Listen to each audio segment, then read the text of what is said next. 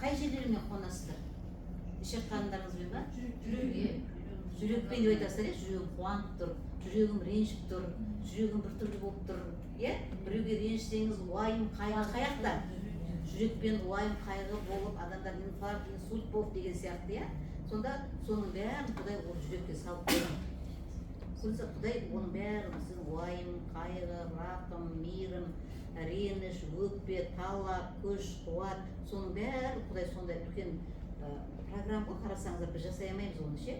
Құдай соның бәрін жүрекке салып қойған. Оның бәрі бізде не бар? Жаңа рух бар деп жатырмыз, ол рух Құдайдың бір бөлігі. Қараңыздар, Алла Тағала айтады, мен адамды жаратқанда дейді, оған өзімнің бір бөлігімді, рухымды үрлеп салдым дейді. Құранда аят бар осында, қараңыздар, сонда қараңыз, мен сол кезде ойландым, сонда бізді бала менікі, мен тудым деп жүргенде, Құдай айтты, мен оған өзімнің рухымды, бір бөлігімді беріп, жан бердім дейді оған. Қараңызшы. Сонда ол, сіз қараңыздар, скульптурларды салады, несе тұр, бюсттарды салды, нелер салады ғой, скульптурлар, соған жан бере ала ма? Неге жүргізбейді, соны салады ғой? Шашын, көзін, мұрнын, бәрін салады деймін да? Ал неге соны жүргізіп сөйлете алмайды? Бере алмайды ғой жан. Бұл не істеледі? Адамның жаратқанына қарап, сізді отырғызып суретін салады. Сіздің жаңағы скульптурлар нені салады? Мүсініңізді, мүсін сол қазақша ауызын мүсініңізді салады, бірақ оны сөйлете алмайды, жүргізе алмайды.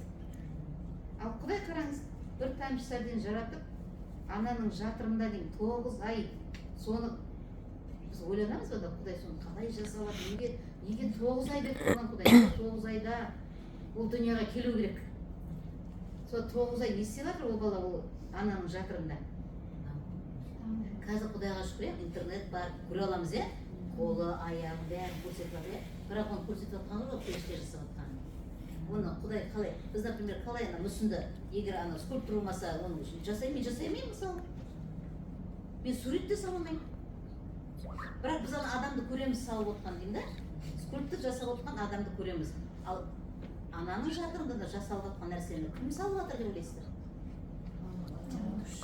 Біз қалай шебер Алла. Бұл Алланың шеберлігі, бұл Алланың ұлылығы. Бізге интернетті ойлап тауып, соны көрсетіп тұрған Құдай ғой, сендер қарасаңдаршы деп. Қарасаңдаршы, мен не істеп жатырмын? Мен құдіретімді көрсеңдерші деп жатыр да. Біз енді осы күннен бастап ойланатын боламыз ғой, сосын бәрін деймін да. Соны жасап дейді, сосын 4 ай болғанда 3:40-та ол Құдай өзі айтады, мен оған дейді жан беремін дейді. Жаңағы кіндіктен жан беретін періште болады. Сол періште келіп жан береді. Сөйтіп айтады оны неде? УЗИ-да. 4 ай болғанда келіңдер, сол кезде біз айтамыз ұлма қызға деп. Ол қайдан айтады болмаса, Құдай оны жасап қойғанда жасағанын көреді ғой УЗИ. Жасамаған нәрсе қаяқтан көреді УЗИ? Ойда УЗИ-ді күтіп отырады адамдар деймін да, УЗИ айтып бізге қазір.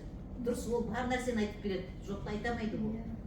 Уже сформировалось там баланың бүкіл мүшесі тұр, соны барып көр. Сонда қай кезде дейді, сол 4 айда Алла Тағала жан береді, өзінің рухын береді, көрдіңіз ба, мінекей салат жанын. Сол кезде салат жанын, кіндіктен әкеп салам дейді.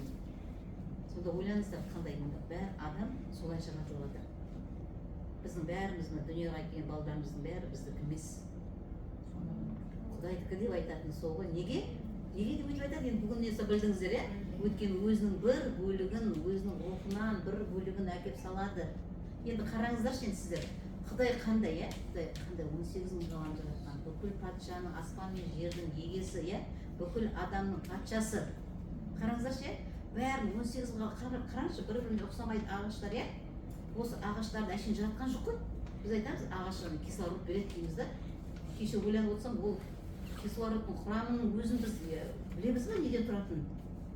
Оны қалайша ағаштар не істеп жатыр, не тазартып жатыр, не шығарып жатыр, ойланбайды екенбіз да, өйткені біз оған ойлану арқылы біз Құдай табуымыз керек қой. Ойланыңдар, ойланыңдар, Алла Тағала, ойланыңдар, ойланыңдар десе, сол ойланған сайын біздің ойымыз не істейміз?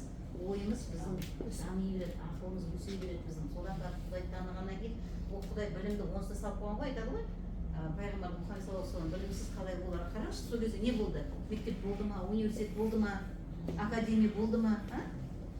Тым болған жоқ, бірақ қараңыз енді қалай. Осы уақытқа дейін біз Құранмен келатырмыз, хадиспен келатырмыз деймін да, өмір жолдан, тура жолдан таймай. Сонда қараңыздар деймін да, алла тағала білімді де ақылды да бәрін беріп қойған ғой. Бірақ дамыту арқылы, ақылды өсіру арқылы біз өсеміз. Ақылымызды өсірмесек қалай береміз? Не үшін, например, біреу больницада техничка болып жүр, сол больницада біреу медсестра болып жүр, біреу врач болып жүр. Неге?